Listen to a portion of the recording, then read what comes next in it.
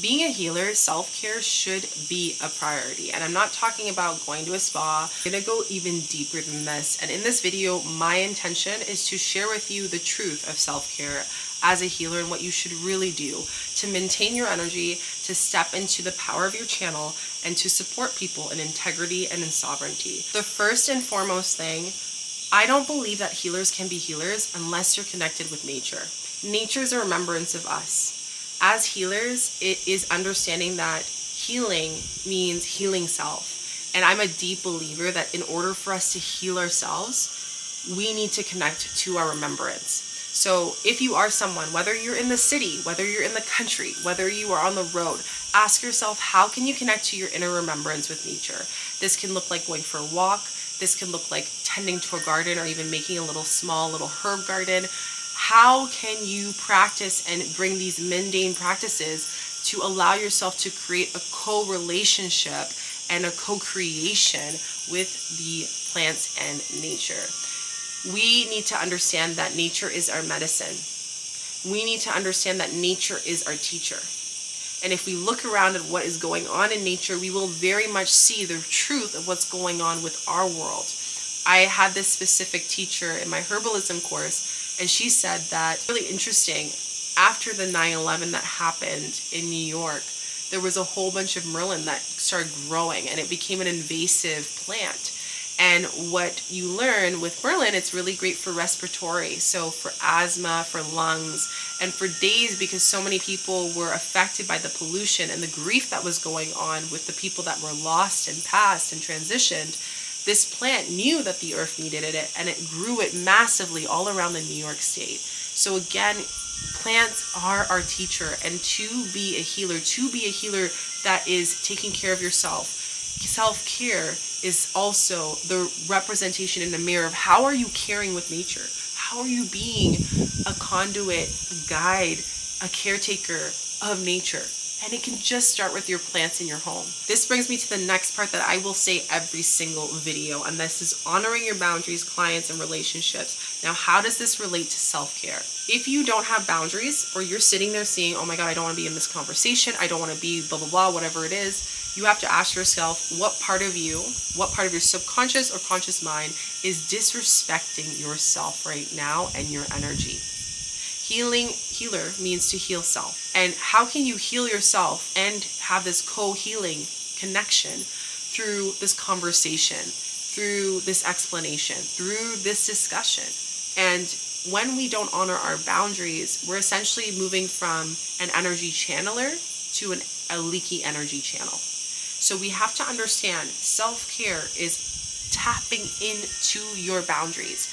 What are my boundaries with my family? What are my boundaries with my clients? What are my boundaries with my friends, my partnership? If you don't have these clear and concise to a point where people now know your boundaries. I have some people sometimes, they message me and they say, hey Shika, I was going to message you a couple weeks, but I knew you were in retreat and I respected that you had time that you needed to integrate, so I didn't reach out. Those are the people who know you. Those are the people that you're making sure that you are being specific and letting them know, right? It's when you know as a healer that your time is valuable. Your time in the earth plane is valuable, right? That you don't give your time to just anything and everything, right? Yes, there's devotion. Yes, there's connection. Yes, there's, discipline. Those things are important in our mundane and everyday rituals. But most importantly, if we are not allowing ourselves to respect ourselves through boundaries, then we are not in the self-care space. You need to ask yourself, the question is, how am I respecting myself with this boundary? I love to give this example. I remember I had this specific client that was coming to me that wanted to do one of my healers training. And we had a conversation. And this was probably the second or third conversation that we had. And at this point, I kind of knew before the call. And I said, oh man, I feel this person's not ready yet. And what happened in the time is I was like, oh, well, let's let them make that decision. I noticed that they were reiterating the same things that they're working on. So I took a moment and I said, hey, I just want to take a pause. And I've noticed you did X, Y, and Z and you're still working on this. Is this true? And they said, yes, this is true. And I said, well, to be honest with you, I feel like I don't need to go further in this conversation. I don't think it's a right time for you to continue doing this training. What happened is that person was kind of like, oh my gosh, okay. What that made them realize was that I am not being fully clear with my communication of what I want. I'm not taking care of myself. I'm continuing to choose the victimhood. And as someone, as a leader, as a healer, it's my job to respect myself and say, hey, I'm not going to entertain this anymore. I'm not going to entertain the victimhood, because that's not going to support you.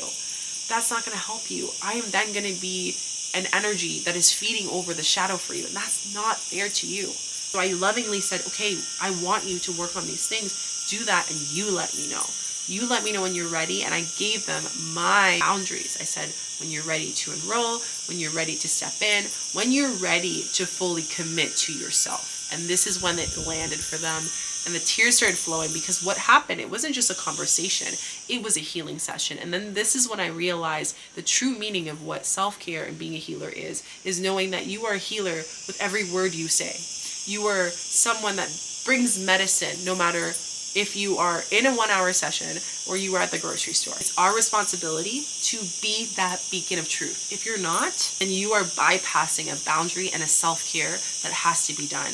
And again, some of us spend our whole life, especially for women, especially for people of certain groups, they've spent their whole life, but even that, I had to take off the cap of creating that as a trophy and saying, okay, no, I understand as a being, I am worthy. As a being, I deserve self-respect. So self-respect more than ever allows you to step into respecting yourself through boundaries. If you're not doing that, then you're allowing yourself to not respect the person that you're connecting with as a healer, as a client, and also you're not respecting yourself. Cleansing baths once a month. I did a video on cleansing baths. Go check it out. I talked about how to protect your energy. Every healer needs to go watch that. So go check that out.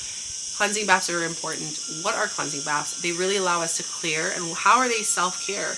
We're now connecting with the spirit and the allyship of plants to clear and cleanse any energy that no longer serves us. And especially when working with clients, especially for myself, working with plants and medicine, people are purging, working with Cambo, people are clearing a lot of stuff. And sometimes you walk out of a session and you're holding the person's grief, and it is your responsibility to clear that. So a lot of self-care comes in the during, before, and after. Working with plants to clear and cleanse your energy will allow you to clear anything aurically, physically, and emotionally. Sleep, key. Number one, if you have spirits waking you up in the middle of the night, that's your fault.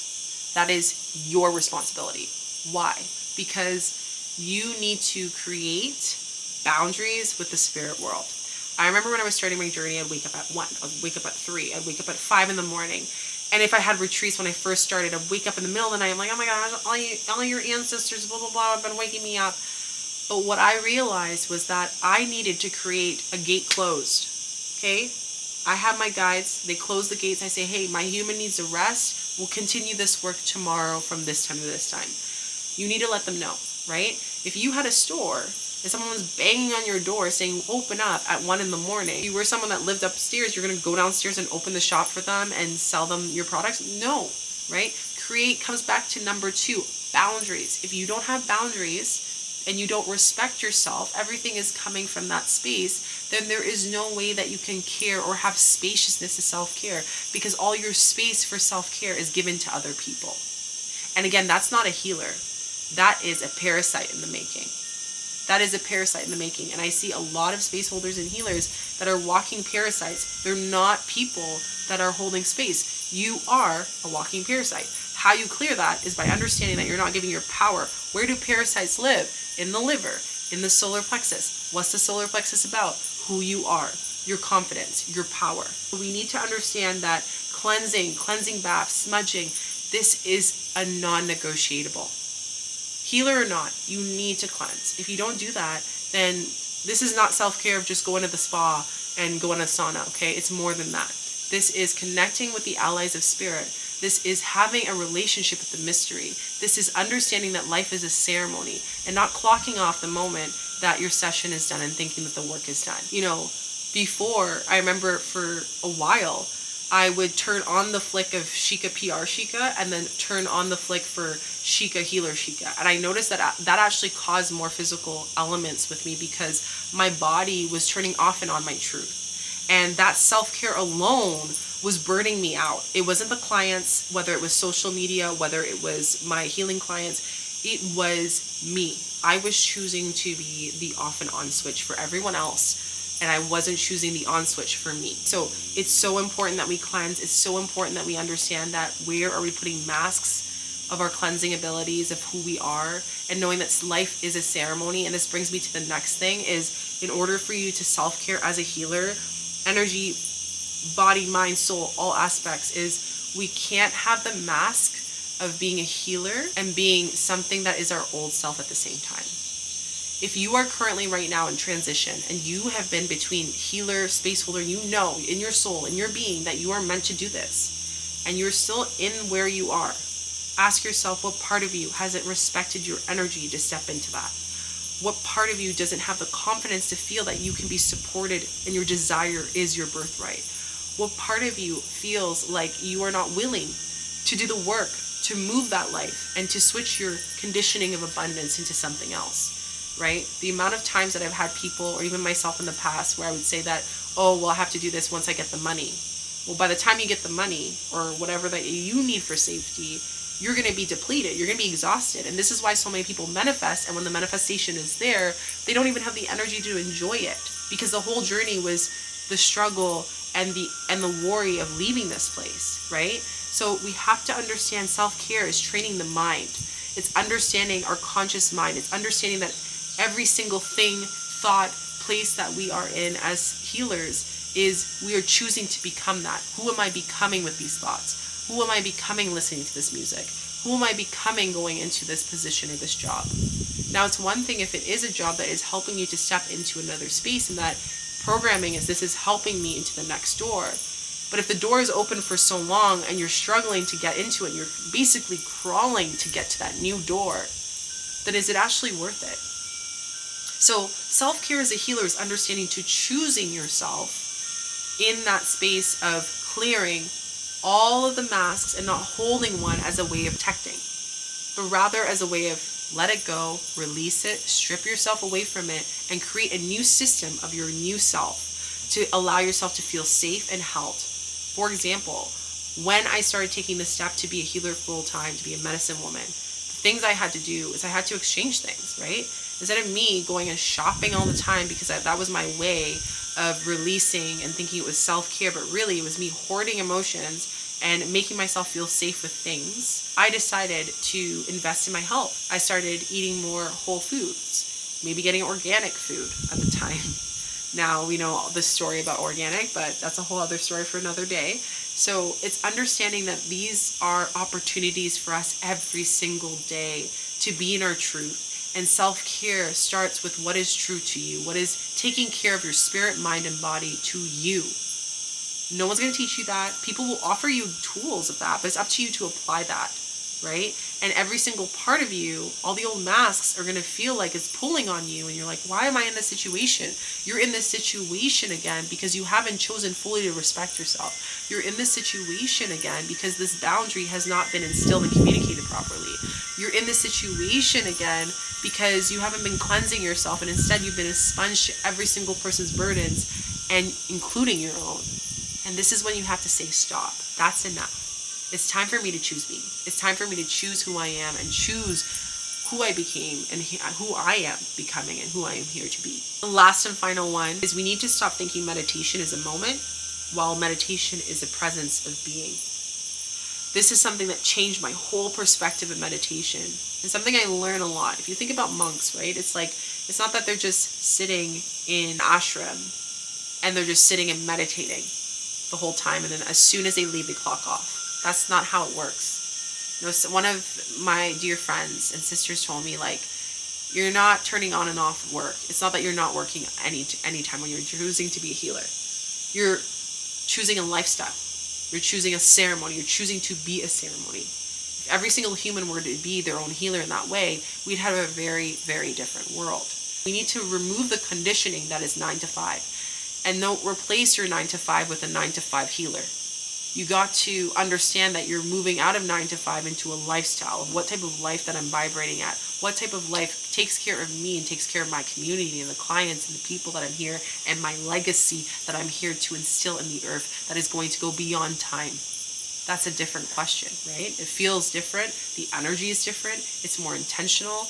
It's less passive, and it's more from the heart and less from the mind, right? We need to strip ourselves from the mind of what self-care was conditioned to be and move into a more heart-led place. And when you can start cooking your food as a meditation, taking a shower as a meditation, going to the toilet as a meditation, when you start to ask yourself, how can I be in a meditative state through my life? When life throws things at you, you don't react. You breathe and feel it all, and you're able to carry yourself and understand intuitively, okay, this is what I need right now. Instead of bypassing and just allowing yourself to meditate for a moment, ask yourself, how can I bring this for the rest of my day? How can I bring this state for the rest of my day? To put it in every single part of myself. Trust me, you would manifest a whole new reality, and you will see how much the earth, the mystery, your guides, the channel, and your soul is holding you at all times. The difference now is that you're allowing it to hold you finally. I want to leave it there. Before you leave, a couple things I want to share with you. If you've noticed that this process has really supported you, you're like, oh my gosh, I feel like I'm ready. This is really, you know, what a healer means. Or maybe for you, this was the wake-up call. This is what an intuitive, integral, sovereign healer is. And you're noticing, oh man, I'm realizing I'm not. And if that is you right now, I just want to say you're stepping into an integral world. You are now stepping into your heart. And you've essentially called in the initiation. And this is why I've created a 5-day free healers training to help healers be sovereign and go through their own initiation through understanding what a true channel is, understanding the shadows of a healer and how that plays as your practice, understanding how to create a sovereign heart-led practice, and integration tips as well. And I go over this specifically what I teach my students in my training program, so you can get a taste of what that looks like to support you. And if you feel like I'm ready to go deeper, send me an email and I can talk to you more about how I can work with you and support you deeper. I trust that you are going to walk away from this video asking yourself, how can I respect myself? How can I care for my spirit, my mind, and my body? And that something has shifted. And know that you are not the same as when you press play on this video. And I'm so happy that you're now awakening to whatever you needed through this process. I'll see you in the next one.